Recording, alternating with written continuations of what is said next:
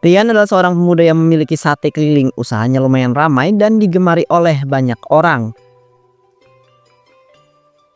Wah, harum banget satenya. Mas, ini sate ayam atau sate kambing? Satunya ada dua pilihan mas, ada sate ayam, ada juga sate kambing. Dagingnya empuk, bumbunya meresap, dijamin nagih. Mantap, saya pesan 15 tusuk sate ayam ya. Pakai lontong, sambal yang pedas. Ya mas. Siap 15 tusuk sate ayam pakai lontong sambal pedas, ditunggu sebentar ya. Saya bakarin dulu biar makin enak. Wah, rame nih jualannya. Mas, saya juga mau dong sate kambingnya, ada kan? Ada dong, masnya mau berapa tusuk nih? 10 lontong aja kambing. Pakai nasi aja, tapi jangan terlalu pedes ya. Perut saya ini nggak kuat kalau pedesan. Oke mas, 10 tusuk sate kambing pakai nasi, sambal sedikit aja ya. Ditunggu sebentar ya, saya bakar dulu biar lebih nikmat. Mas Rian, saya sering beli sate, tapi jujur aroma sate mas ini beda. Ada rahasia khusus ya? Rahasia saya sederhana mas, saya itu pakai bumbu rempah alami dan direndam khusus sebelum dibakar. Jadi satenya itu lebih empuk dan bumbunya benar-benar meresap sampai ke dalam. Wah, nggak heran kau rame terus. Saya sampai susah dapat giliran buat beli. Alhamdulillah mas, yang penting pelanggan itu puas dan balik lagi. Gokil bener ya, enak Mas Rian. Saya pasti bakal balik lagi besok. Setuju, satenya empuk, bumbunya pas. Ini langganan baru saya nih. Wah, terima kasih banyak ya mas, saya tunggu besok ya. Rian selalu menabung uang hasil jualannya yang akan ia gunakan untuk melamar wanita yang ia sukai, yaitu Lila. 1, 2, 3, 500, 1 juta, 2 juta. Alhamdulillah, makin bertambah juga tabungan aku ini. Aku udah kerja keras siang malam, panas-panasan di jalanan, dorong gerobak, bakar sate, sampai bau asap nempel di badan. Tapi semua ini bukan buat aku sendiri. Semua ini buat masa depan aku sama Lila. Dulu aku itu datang ke sana cuma modal niat, tapi niat aja nggak cukup kan. Tapi kali ini beda, aku itu udah buktikan kalau aku itu bisa. Aku udah bekerja keras, aku udah tabung uang ini. Sekarang aku tuh nggak mau lagi dipandang rendah. Aku bakal kasih bukti kalau aku tuh bisa bahagiain kamu. Tapi cukup nggak ya? 3 juta, 4 juta, 5 juta. Besok aku bakal ke rumah Lila lagi lah. Kali ini bukan cuma buat niat, tapi juga bukti. Aku harap kali ini aku tuh nggak pulang dengan rasa sakit hati lagi.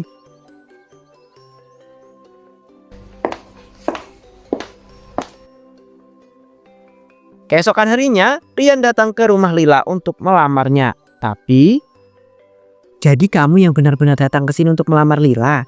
Apa kamu itu tidak berkaca dulu sebelum melangkahkan kakimu ke rumah ini? Kamu pikir orang seperti kamu tuh pantas untuk anakku? Ibu, saya itu datang dengan niat yang baik. Saya itu mencintai Lila dan ingin menjaganya seumur hidup saya. Saya memang belum kaya, tapi saya akan bekerja keras demi kebahagiaan Lila, Bu. Ibu, Rian itu orang yang baik. Dia selalu bekerja keras dan tidak pernah menyerah. Bukankah itu yang penting? Saya mencintainya, Bu. Cinta? Kamu pikir cinta itu cukup untuk hidup? Kamu mau hidup susah, Lila? Mau makan cinta setiap hari?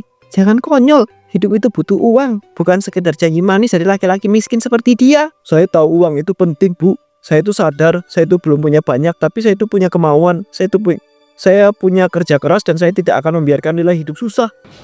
Kemauan, kerja keras, omong kosong.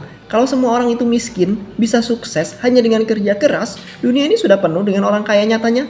Kenyataan tidak seindah itu, Rian. Ibu, tolong jangan lihat Rian dari hartanya saja dong. Dia itu punya hati yang tulus. Dia selalu ada untuk aku dan aku yakin dia itu menjadi suami yang baik. Cukup, Lila. Aku itu tidak mau dengar lagi. Aku tidak akan pernah merestui hubungan ini. Kalau kamu itu tetap memilih dia, berarti kamu siap untuk kehilangan segalanya. Jadi begitu ya, Bu. Hanya karena saya itu tidak punya banyak uang, saya dianggap tidak pantas. Saya dianggap tidak berharga. Tepat sekali. Kamu tidak punya apa-apa, Rian. Lila itu butuh laki-laki yang bisa memberinya masa depan, bukan seseorang yang bahkan tidak tahu bagaimana cara menghidupi dirinya sendiri. Rian, maaf ya. Saya mengerti, Bu. Saya itu sadar. Sekeras apapun saya mencoba, saya tidak akan pernah cukup. Terima kasih untuk penghinaan ini. Saya tidak akan melupakan hari ini. Bagus, cepatlah pergi sebelum aku itu kehilangan kesabaran lebih jauh.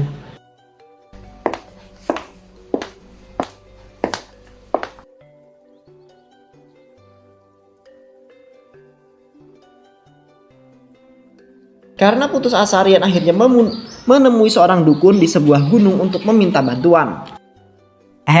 Aku sudah menunggumu, Rian. Aku tahu cepat atau lambat kamu itu akan datang mencari aku. Mbak tahu nama saya dari mana? Mbak itu tahu. Saya bahkan belum pernah kesini sebelumnya. Aku tahu lebih dari itu. Aku tahu tujuanmu kesini. Kamu ingin cepat kaya, bukan?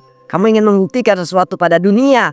pada perempuan yang kau cintai, pada orang yang telah merendahkan dirimu. Saya sudah bekerja keras, Bah, tapi dunia ini tidak adil. Seberapapun saya berusaha tetap saja dipandang rendah. Saya sudah berjualan, sudah banting tulang, tapi tetap saja dihina. Dunia memang begitu, Rian. Tak peduli sekeras apapun kau berusaha, kalau takdir berkata tidak, maka semuanya akan sia-sia. Tapi ada jalan lain, jalan yang tidak semua orang itu berani mengambilnya.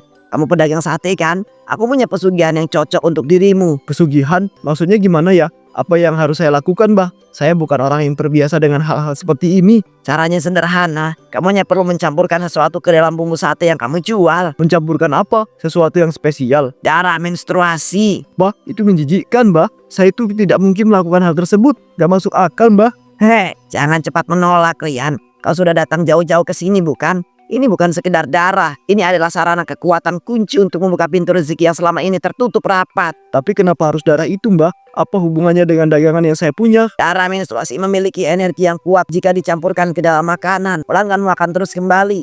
Mereka akan ketagihan. Apa dulu sehebat apapun sate di tempat lain, mereka hanya akan mencari sate buatanmu. Dagangannya laris, uang mengalir deras, dan kekayaan ada di genggamanmu. Kau tak perlu takut miskin lagi. Tak perlu takut dipandang rendah. Tapi itu terdengar seperti Seperti apa? Kau pikir dunia ini berjalan dengan aturan yang kamu yakini? Banyak orang yang melakukan hal lebih buruk daripada ini demi kekayaan, Rian. Hanya perlu sedikit keberanian untuk mengambil langkah ini. Tapi kalau saya tetap berusaha sendiri, mungkin saya itu masih bisa sukses. Mungkin. Berapa tahun lagi kamu itu bisa mengumpulkan uang cukup untuk melamar Lila? 10 tahun. Kamu yakin dia itu bakal menunggu selama ini? Saya Dengar, Rian, dunia ini tidak adil. Kau butuh kekuatan yang lebih besar untuk bisa menang. Kau butuh sesuatu yang bisa menjamin rezekimu mengalir tanpa ada hentinya. Apa kau lebih memilih tetap menjadi seorang pecundang, terus dihina? nggak tahu. Saya itu cuma ingin dihargai, Mbah. Datang ke sini adalah sebuah pilihan yang kau buat sendiri. Kau sudah tahu jawaban dari semua pertanyaanmu itu. Hanya saja kau belum berani menerimanya. Aku tidak memaksa, tapi kalau kau mau, aku akan membimbingmu. Kalau saya itu setuju, apa yang harus saya lakukan, Mbah? Bagus. Aku akan memberimu tahu caranya. Tapi ingat sekali kau masuk ke jalan ini, tidak ada jalan keluar. Kau harus siap dengan segala konsekuensinya. Malam itu juga Rian menyelinap ke sebuah kos-kosan cewek di dekat rumahnya.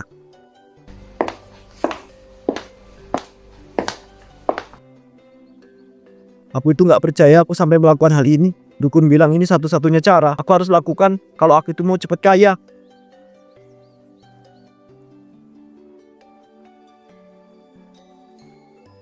Nah, cewek di sini pasti nggak peduli soal hal-hal begini. Mereka pasti buang begitu saja tanpa pikir panjang. Oh, dugaanku benar. Di dalam situ pasti ada.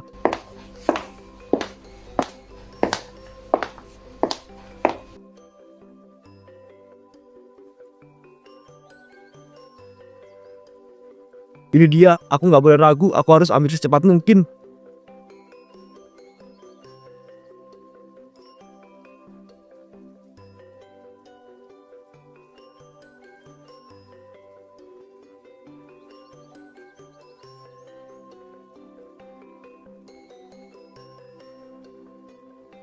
Sudah cukup sekarang, aku harus segera pergi dari sini sebelum ada yang melihat.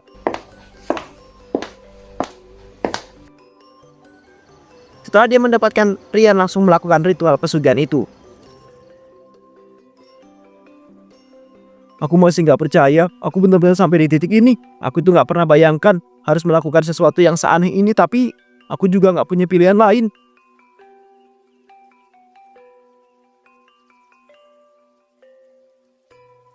Semua orang bilang kalau usaha itu butuh pengorbanan. Kalau aku itu mau sukses, harus ada harga yang dibayar. Kalau ini harga yang harus aku bayar buat jadi kaya, bisa dihormati, buat bisa melamar Laila tanpa dihina, maka aku harus lakukan ini.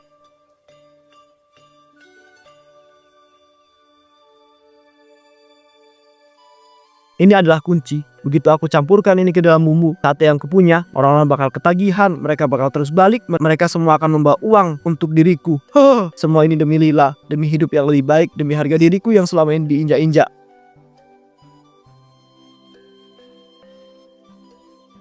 Keesokan harinya Rian berjualan seperti biasa, tapi pelanggannya lebih banyak daripada biasanya. Hari ini akan berbeda, hari ini semuanya akan berubah. Aku akan melihat sendiri apakah ritual itu benar-benar bekerja.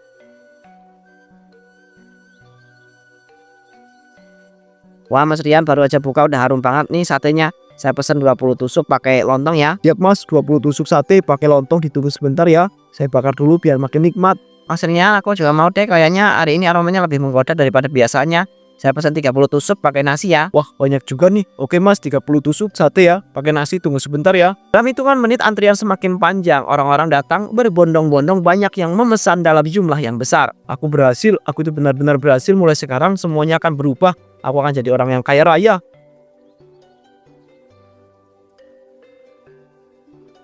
Beberapa bulan kemudian, uang dikumpulkan Rian sekarang sudah lebih banyak dari yang terakhir kali dia gunakan untuk melamar Lila. Dan kali ini dia percaya diri untuk melamar Lila lagi. Aku nggak akan menyangka hasilnya bakal sebesar ini. Setiap hari warungku selalu penuh. Orang-orang itu nggak pernah berhenti datang. Mereka selalu balik lagi, kemudian menambah porsi. Dulu aku tuh cuma bisa membayarkan punya uang sebanyak ini. Tapi sekarang ini adalah sebuah kenyataan. Aku udah banyak dihina sebagai lelaki miskin. Sekarang aku tuh bisa membeli apapun yang aku mau. Lila, aku janji aku tuh bakal datang ke rumahmu. Tapi kali ini aku datang dengan bukti kalau aku tuh bisa sukses. Besok aku akan pergi ke rumah Lila lagi. Kali ini aku akan bawa jawaban yang mereka mau dengar. Keesokan harinya, Rian kembali melamar Lila dengan penuh kepercayaan diri. Ibu, kali ini saya datang dengan kesiapan yang lebih baik. Saya sudah bekerja keras, saya sudah punya usaha sendiri, dan alhamdulillah usaha saya sukses. Saya ingin melamar Lila lagi, dan saya harap kali ini ibu itu bisa menerima saya. Jadi kamu pikir hanya karena sekarang kamu itu punya uang, apa akan langsung menerima dirimu? Bukan begitu bu, saya itu hanya ingin menunjukkan bahwa saya itu benar-benar serius. Dulu ibu bilang saya itu miskin, saya tidak pantas, tapi sekarang saya itu sudah membuktikan kalau saya itu bisa sukses. Sukses? Berapa lama kamu itu bisa bertahan dengan suksesmu itu? Rian, uangmu itu memang sudah banyak, tapi aku tetap tidak percaya kalau kamu itu bisa memberikan masa depan yang baik untuk Lila. Ibu, Rian itu sudah berubah. Dia sudah berusaha keras. Apa ibu masih belum bisa menerima dia? Lila, diam. Ini bukan cuma soal uang. Aku tidak suka dengan laki-laki yang dulu datang ke rumah dengan tangan kosong, kemudian sekarang tiba-tiba datang dengan uang seolah-olah segalanya sudah beres. Bu, saya itu benar-benar mencintai Lila. Saya itu ingin membangun rumah tangga dengannya. Saya ingin membahagiakan dia. Saya ingin melakukan semua yang ibu minta. Apa yang kurang dari saya sekarang, Bu? Yang kurang, aku tidak pernah menyukai kamu, Rian, dan tidak peduli berapa banyak uang yang kamu bawa ke sini. Jawabanku tetap sama. Aku tidak akan pernah merestui kamu untuk menikahi anakku. Jadi semua ini sia-sia. Apapun yang saya lakukan, ibu tetap tidak akan menerima saya. Tepat sekali. Pergilah dari rumah ini. Jangan pernah kembali lagi. Tanpa berkata apa-apa lagi, Rian berbalik dan berjalan keluar rumah.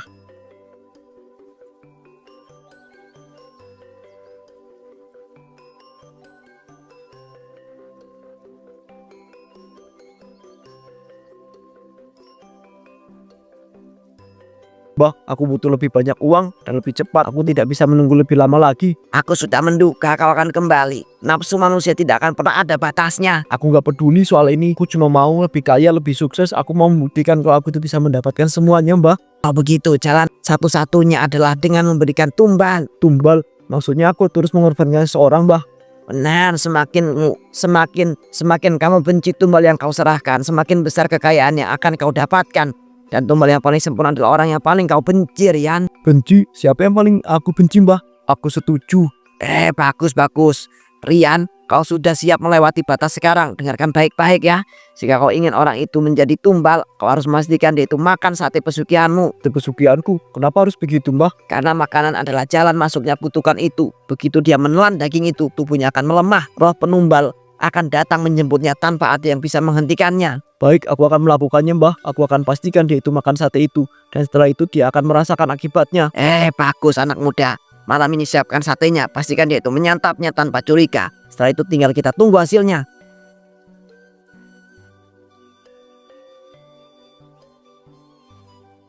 Keesokan harinya Rian pergi ke rumah Lila untuk mengantarkan sate itu. Kamu lagi? Mau apa lagi kamu kesini, Rian? Aku pikir kamu tuh sudah mengerti kalau kamu itu nggak diterima di sini. Tenang aja, Bu. Saya itu nggak akan mau bahas soal Lila lagi. Saya itu cuma ingin datang sebagai orang yang lebih baik. Saya sadar ibu itu mungkin masih marah sama saya. Makanya saya datang membawa sesuatu untuk ibu. Sesuatu? Apa maksudmu? Ini sate, Bu. Saya itu baru saja mencoba resep baru di warung saya. Dan saya ingin membagikan ke orang-orang yang dulu pernah saya kenal. Anggap saja sebagai bentuk rasa terima kasih saya. Rasa terima kasih? Kenapa tiba-tiba kamu jadi baik begini? Mungkin saya sudah banyak berpikir belakangan ini, Bu. Saya hanya ingin membangun hubungan yang lebih baik lagi dengan ibu. Meskipun saya tahu ibu itu mungkin gak akan bisa suka sama saya lagi. Setidaknya kamu tahu diri lah. Baiklah, aku terima saja. Toh cuma makanan. Terima kasih, Bu. Saya harap ibu itu suka dengan rasanya. Kalau begitu saya pamit dulu ya, Bu. Semoga ibu sehat selalu.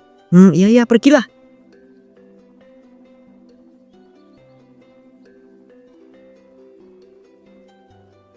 Ibu Lila kemudian memakan sate itu tanpa rasa curiga sedikit pun. Setidaknya anak itu tahu cara membuat makanan yang enak. Kalau dia datang bukan untuk membahas Lila, mungkin dia itu nggak akan buruk yang aku kira. Lumayan juga rasanya. Nggak heran kalau warungnya itu laku. Apa ini? Kenapa tiba-tiba perutku darah? Apa yang terjadi padaku?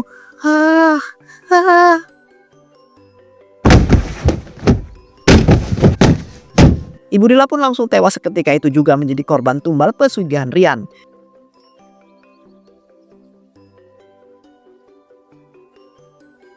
Di sisi lain, Rian yang sedang duduk menunggu di rumahnya mendapatkan banyak uang secara tiba-tiba.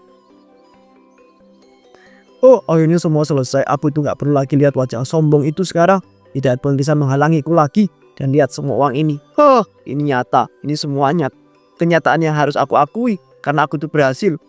Ini baru permulaan. Aku akan semakin kaya. Tidak ada yang bisa menghentikan aku lagi.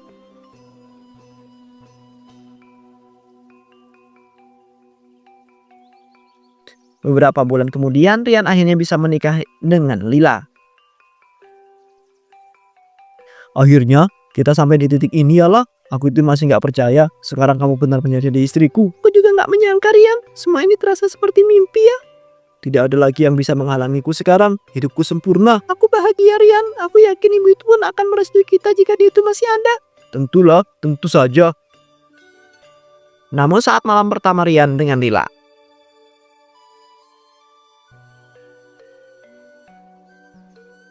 Rian, kamu pikir semuanya sudah berakhir? siapa itu? Kamu pikir bisa lepas dariku, ha?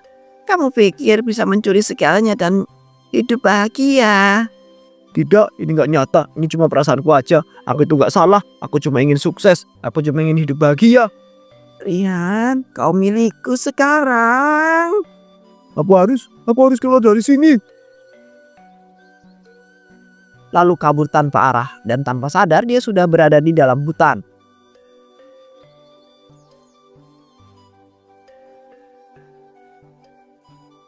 Aku tiba-tiba lari ke hutan ini sih. Aduh. Namun dalam kepanikannya dia tidak melihat akar pohon besar di depannya. Kakinya tersangkut, tubuhnya terhuyang lalu jatuh ke dalam sebuah sumur tua.